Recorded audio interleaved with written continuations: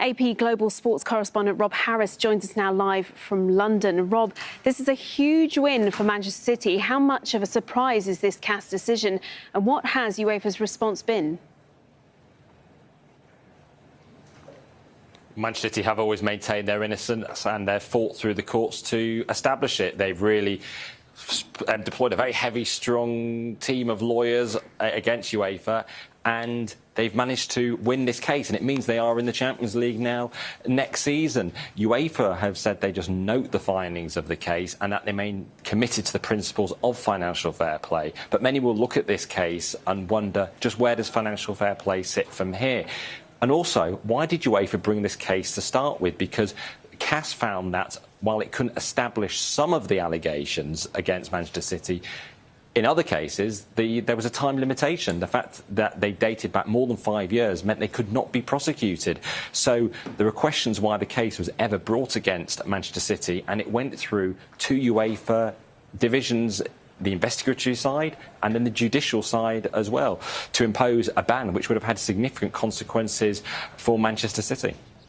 And you touched on it there briefly, the future of financial fair play rules. What message do you think this sends to smaller clubs in Europe who have worked diligently to be compliant with the FFP rules? Well, financial fair play was set up 10 years ago in a bid to stabilise the football ecosystem at the time of the global financial crisis. Obviously, we now enter a new period of concerns financially for football with the looming recession. Financial fair play has worked in terms of bringing down those collective losses across European clubs from over €1 billion to profitability of more than €100 million in the last accounting period. But other clubs will now be looking at just what can they spend, because financial fair play is designed to ensure clubs do break even and they aren't just relying on owner investment for their funding. And at the heart of the Manchester City case was allegations that they overinflated the income using companies linked to the Abu Dhabi ownership. That was not proven in the end by CAS. They said that was not the case. But you've got other now clubs going through CAS, like Trabzonspor, the Turkish champion, trying to get their own ban overturned.